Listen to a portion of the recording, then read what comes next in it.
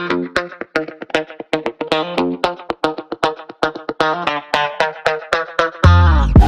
is happening, everybody? I'm Larry Roberts. And I'm Sara, and this is Branded, your comprehensive guide to creative branding.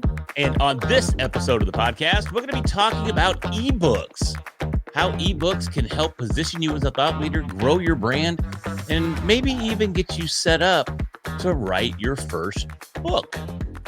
Larry and I have both written so many ebooks. I feel like we're putting out a new one every other week. So this is definitely something that we have a little bit of experience in. A little bit. If I'm being completely honest, I was inspired to start writing ebooks because I saw you writing all of these ebooks, and I'm like, oh my gosh, she's literally got ebooks for every vertical that she speaks on. And I just thought, man, that's freaking brilliant. So I started it, and in writing that first one, I was like, this is pretty cool. I've mentioned it on a couple episodes before, but I was on ABC talking about AI proofing our kids and how we prepare our kids for a very AI driven future. And I thought, you know what? What if I had a companion ebook to go with this appearance? And I wrote the ebook, AI Proof Kids. And that inspired me to really start an entire series of AI proof. I've done businesses, I've done business brokers, I've written one for entrepreneurs, I'm writing one for lawyers, and I'm just going to have this entire series of AI proof verticals, whatever vertical it may be. And when I mentioned that these books exist, people are like, oh my gosh, that's so great. How do I get a copy? They're just so excited about the fact they have the opportunity to learn more about AI from me, and not because of me being me, but because I'm already talking to them as a subject matter expert, and like, oh my gosh, if I can get more of this content, I would love to do that. So providing these ebooks has already just reinforced my credibility as an AI quote unquote expert in the space. Yeah, for me, I write them as I find different opportunities. So I have a platform that I'm a part of that gives me lists of speaking opportunities, all different events that are looking for speakers, that are accepting pitches from speakers. And if I find one that I'm like, oh, I can relate what I do to this audience, I can apply to speak here, I will then go and write an ebook on it. So I kind of go almost backwards, I guess. It's like I don't have an ebook because I want to speak to this audience. It's I want to speak to this audience. Let me make an ebook.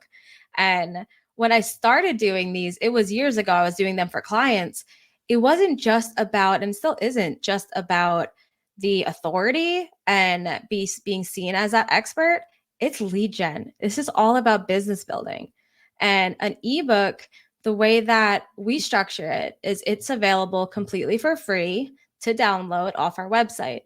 But to download it, you need to give us your email address. Mm-hmm. So that puts you into our contact system. It puts you into, for me, Constant Contact.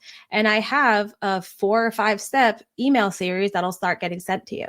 So not only do I have this piece of content that you're interested in because it relates specifically to your industry or your job, but now I'm going to hit you with more and more ways that I can help you based on what it is that you do. Yeah, and I love that. But, and I'm going to get in trouble for this. Oh, but I struggle with putting my ebooks behind an email wall. I just put them out there because I want to reinforce my brand. And I so many people, they're, at least in my little sized brain, are used to having to give their email for something. And I don't know if I'm the only one that does it. I highly doubt it. But, you know, I've got one of those trash email accounts that I always use when you're forcing me to give you an email to get your content.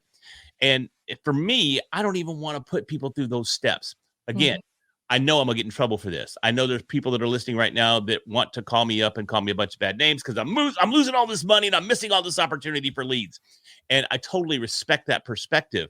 But for whatever reason, I just can't make myself do it. I mean, it's different goals, I guess, but it also makes me think of what we've talked about. But like we talk about it when we talked about all of the events that we've done and being in the expo hall, we talked about the importance of having the power be in our hands and not theirs.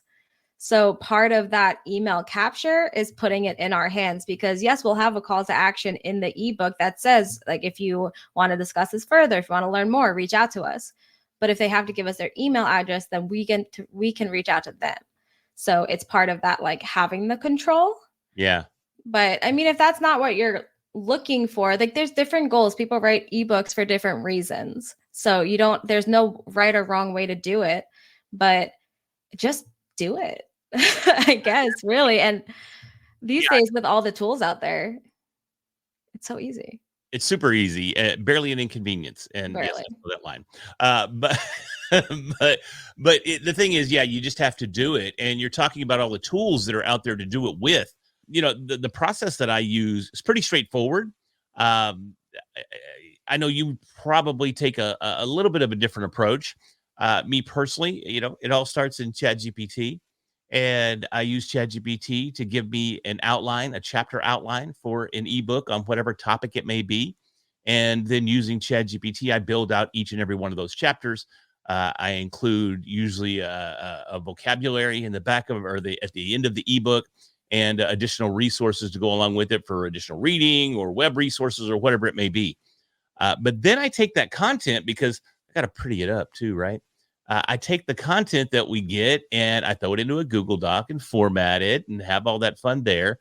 Then I take it a step further and I transcribe it all over into Canva, where I've got a nice, pretty little template with a nice little, pretty little watermarked background, and it's got the logo on it. It's got a nice cover sheet on it.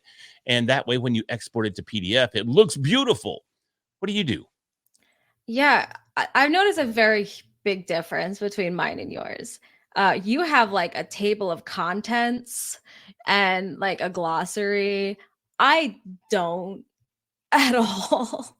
I do very similar. I write them in Google Docs, and depending on who I'm speaking to, I'll take a different approach. So if I'm speaking to like a very, like, more like corporate professional audience, I'm just going to keep the Google Doc, and then I'll just design the cover page in Canva. And so that the cover is pretty, it stands out, it's branded, but then the inside is just kind of straightforward. It's still written in my voice. It's still kind of fun and playful. I'm never going to write like a corporate stooge. I just cannot do it. But then for the ones that are more fun, that are corporate stooge. I didn't call you that, but if the shoe fits. What about house shoes? Because I mean, I'm in my house shoes at the moment. So If I'm speaking to a more fun audience, like the ones that are more about like personal branding and brand building, all of those that I'm just talking to, just people, entrepreneurs, not specific industries, I'll make them more fun. I'll put the whole thing into Canva and design it, add little graphics. Even like my book that's coming out is completely illustrated. There's graphics everywhere because I love that look. It's very me, but I want to make sure that I'm tailoring my content to the target audience in a way that still feels like me. So I'll always still have my pretty cover. It's always going to be pink, and it's always going to be written in my voice. But how far I take the design aspect is what differs. So do you have consistency throughout the ebooks? Like, for instance, I mean, mine are essentially a series, AI proof, insert, whatever vertical it may be, or whatever niche audience I'm directing it out. Do you maintain that consistency, or do you stylize it up a bit depending on the audience? I guess I kind of go both ways. I have a group of them that are basically tuning into blank. And those are my ebooks that are all about applying podcasting as a tool within a different industry. So I have like tuning into the market for real estate. I have tuning into your audience for people who are really like data driven. They want to learn how they can learn more about their audiences. I have tuning into like campus voices or something. So for higher education. So that's almost like a series, but really just because of the title. I think like the content is very tailored to that industry. So there's those ones, but then there are some that are just one-offs. Ones like I have one that's 50 ways to generate leads. I have one that's 8 steps to building your brand. So those are just one-offs. They're not connected to anything else. So I guess it depends. I got you. And it's from a design perspective too. They look a little bit different, or do you have that? Because I mean, if you look at mine, the cover's the same. It's the exact same cover, just a different title. And I'm not saying that's right. It's probably more corporate stoogey the way that I do it, in all honesty, than the creative and crafty way that you do it, and the probably a little bit more visually appealing way that you do it. Honestly, mine aren't that fun. I've been wanting to redo them. Honestly, I want to redo all my covers. But right now it's just like my brand pink behind it. It's the words in like a block font, so it's easy to see from a distance because when it's on my website, it's a really small icon.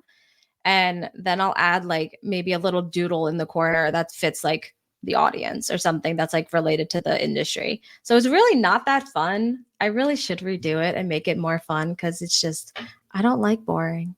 Well, it's funny because I downloaded one the other day. I can't remember the name of it off the top of my head, but I was going through it, man, and every chapter had a very visually appealing chapter page. And, throughout it didn't just have bullet points, it had like little light bulb icons throughout it too. And I was like, oh, dude, that's pretty cool.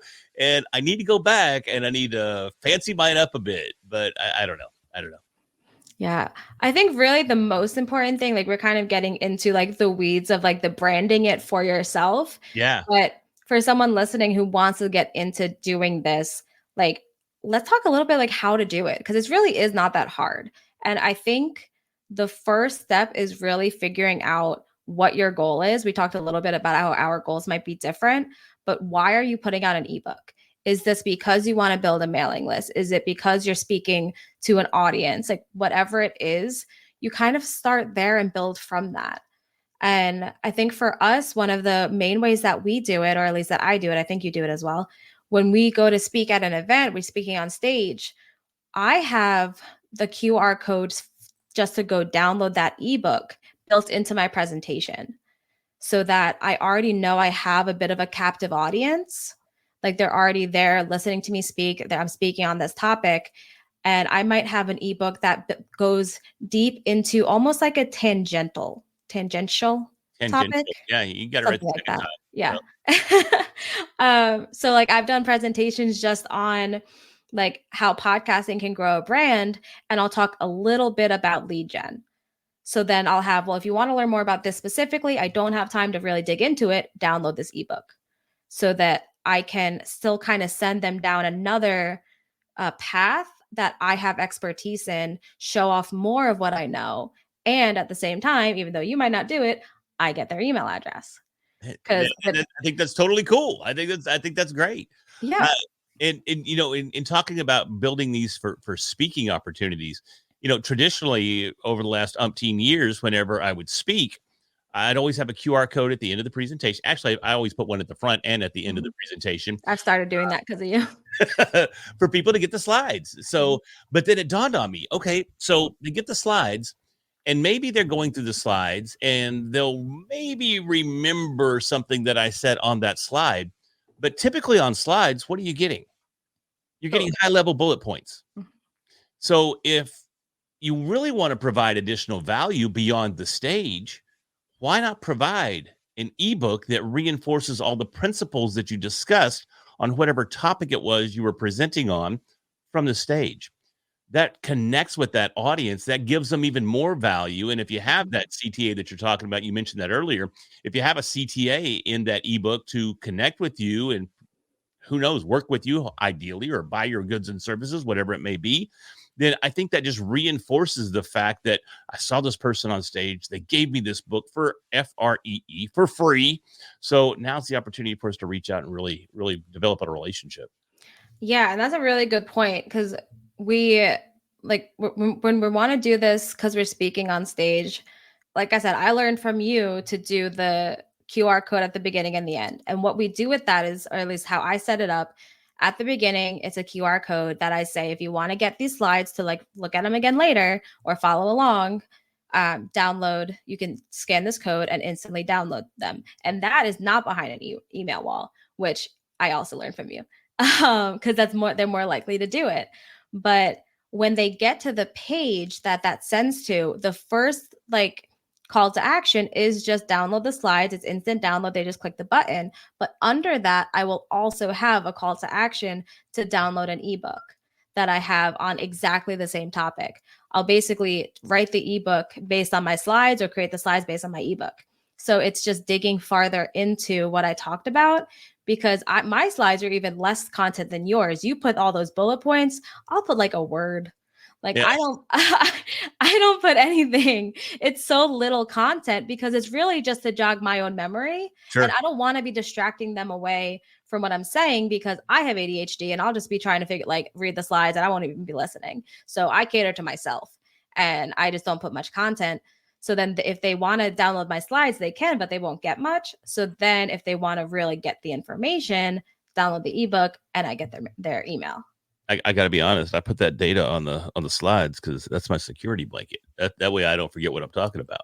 So it's not, in that instance, I'm not really thinking about the audience. I'm thinking about the fact that I'm standing in front of an audience, and I need to make sure I don't get lost in my train of thought there. So that's exactly why your presentations are far more like data driven, though. Mine are more like concepts and ideas. Yours are like, this is how this works. So it makes sense that we have different ways of doing it. Yeah, and I'm just insecure on stage. So. Oh, and I'm not. So I briefly mentioned earlier that I use ChatGPT to write my eBooks. And I think the process of writing it, while it seems pretty straightforward, you just write a book, it can be a little intimidating. And if you're sitting back and you're like, okay, I really want to do this because I think there would be some value in this, but what do I write about? So, how do you go about finding the topics? You talked about you write the ebooks to complement your speaking engagements, but if somebody out there listening hasn't started their speaking career or has no desire to ever be on stage, how can they go through the ideation process and figure out what books or what topics would be best for their niche? Yeah, I think there's a few different ways to do that. And I've done it so many different ways. One way is a website called Answer the Public. And you can put in like just a one word of what your topic is. So if I was writing an ebook on storytelling, I could just type storytelling and it will give me all of these lists of the most Googled questions that people have been searching for. So it'll help you kind of figure out what people want to know about your topic. So that's one way. But then also think about almost like your FAQ page. What are the questions that you're getting asked the most? Like not just what are people Googling, what are people specifically asking you? Like when you talk about what you do, what is the part that like kind of gets that hold up like, oh wait, what do you mean by that? Like how do you do that? That you already know that people are interested in that. Like you already know people want to know more about that. So just dig into it. Have that as that ebook. And I would also say just think about the things that you really like talking about. Because if you want to write an ebook about something you're really not interested in, that's like the least exciting part of your job is the part that you really hate doing, you're going to hate writing it. It's not going to be fun. It's not going to come out as good as something you're excited about. So think about like what is really fun about what you do and write the book, not even just about how to do it, but why. Have it be a little more personal. Have it be like more of stories of how you got here and how like you've came to be excited about this as a way to get other people excited. And I think that can be a really good way to not only establish some credibility because you do want to be putting in information, you want it to be informative and educational, but you're also putting in some of yourself. And that's going to get people to know you and understand you and are more likely to want to work with you. No, I love that. And actually, I'd forgotten about answerthepublic.com. And I used to use it a lot. I don't know why it fell off my radar, but I love the fact that it takes keyword searching one step further. And keyword searching is a great way to figure out a topic as well. You can go over to Google Ads and you can use their keyword planner. It's totally free. You just go in there, type in a subject, and it'll give you all the keywords that are associated with that subject. You can see those keywords based on popularity, how many monthly searches are there for each of those potential keywords. Then you could take those keywords that are at the top of the list, go over to answerthepublic.com and get the actual questions that people are asking in regards to those keywords. And I mean, that's the whole purpose of your ebook, is really to answer those questions. So combining those two could be really, really powerful ways for you to find out exactly what direction you want to take your ebook and what information people are going to find valuable if they read it. Yeah, and there's some even workarounds to not use either of those. If you put the whatever your keyword topic is, just type it into the search bar in Google, it's gonna pop up with like completing your sentence, because Google is very impatient and wants to just know what you're talking about before you say it. So it's like that. There's those YouTube videos of celebrities asking the most Googled questions. They just put in, is like Ryan Reynolds blank, and then it just fills it in. Do Yeah. that. Like put in like artificial intelligence and then see what comes up, and pick one of them that you're interested in, and then even scroll to the bottom, and it's going to say like people also searched for, and it'll give you even more. So just using the Google homepage can give you so many ideas that you don't even have to go a second step to go to a different website or go into the keyword planner. Just use Google. Just use the Google, man. Yeah. Or ask ChatGPT, as Larry would say. I mean, you nailed it. That's exactly what I do. And, I take it one step further, too, because working with ChatGPT, if you're not overly experienced in writing ebooks with ChatGPT, it can almost be a little frustrating because of the way that it structures it. Mm-hmm. But with custom GPTs, you can use a custom GPT, go into the GPT store, type in ebook. And there are a ton of custom GPTs that are designed specifically for writing ebooks. And I love them. Take the one that has the most conversations, the most frequently used custom GPT for writing ebooks. Tell it, say, hey, I want to write an ebook about this. And oh my gosh, you're done. You're not done, but you're very close to being done. Because what it will actually do is it'll break it down. It'll instantly give you a complete table of contents for that particular book. It'll give you chapter headings, and then usually 2 to 3 sections for each of those chapters. Then you literally, all you have to do is go back and tell ChatGPT, write chapter 1, include the sections below, list the sections that were for that chapter. Boom, you've got a 1.5 to 2-page chapter literally done. All you have to do now is go back through that chapter, read it, change a few phrases, put some personality in there, eliminate the word delve, and then do it for each of those chapters. You can literally have an ebook written in 30 minutes. And from there, it's just formatting. It's cake. Or option 2. Yeah, you spend 2 days writing an ebook. Have ChatGPT give you that outline so you have a starting point, and then actually write it with your own brain.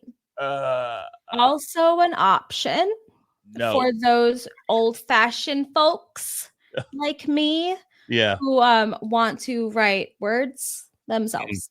It's both are good. Do it either way. That's what diaries are for. Write your own words in your diary. Use modern technology to streamline your workflow and create content at a pace that nobody else can match by leveraging the power of ChatGPT and other AI platforms like Claude. You know what? Why don't you just replace your co-host with ChatGPT? I bet you could. ChatGPT and 11 Labs could definitely do that. Yeah. Mm-hmm. Well, this has been fun. But seriously, there are so many tools out there to make this easy. And it's having an ebook, having just something tangible is going to be really helpful in so many situations. Like we've talked about having it from the stage, but having it while you're on a podcast. If you want to guest on a podcast as part of building your brand, that can be your call to action. And that's a really great way to send people to your website, get their email address if you put it behind that email wall, and start building your contact list while offering something really valuable. But it's also just while you're networking. It's a great way to really continue a conversation. If you start talking about something, you're telling someone what you do, and they're asking questions, they're obviously interested. You can say like, I could talk about this all day, but here, take my card. If you go to my website, you can download a free ebook about it, and then let's talk about it later once you've read it. Like, it's a way to get their information, prove that you have that knowledge, and just offer more value just in a regular conversation. And speaking of value, we hope you found some value in this episode. We hope we've inspired you to step out and write your first ebook and your second ebook. And before you know it, you'll have an entire series of ebooks. You know, one thing, I wanted to wrap this episode, but it just dawned on me too.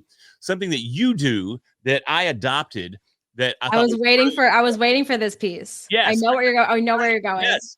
For every ebook, Sara buys a custom domain. Yes. And every ebook has a domain. Exactly. And she's got a library of these ebooks on her website.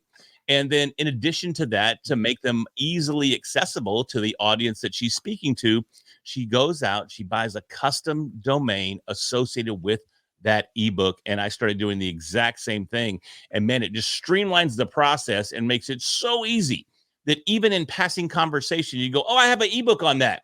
Go to aiproofkids.com and you can download it and read all about how we AI proof our children going forward. It's just super simple, and it was just brilliant. And I've even changed the way I've done it too, because I've always done this and I've had so many different URLs, and it was really just to make it easy, to make it one step, because I was creating all of these lead magnets for podcasts. So when you go on a podcast, you want to be able to say, just go to this website and it'll be right there. You don't want them to have to look. But I've actually changed it a little bit, that I buy a URL that just instantly adds credibility. Like, I have all of these different ebooks I have for different verticals, like different industries. The URLs that I'm going to buy are like podcasts for real estate, podcasts for education. Like, if you say like, oh yeah, no, I own podcasts for realestate.com. Like, okay, this girl must know what she's talking about when it comes to podcasts and real estate. Like, it just adds that little bit of credibility. Yeah. And it's really easy for them to remember. It's topic we're talking about, their industry. Like, so easy. They don't have to remember my name, my brand, anything. It's just, I was talking about podcasts for real estate. I wonder what the URL was. Maybe it's podcast for real estate. It's so easy. And you can get URLs on GoDaddy for, usually first year is like $11.99.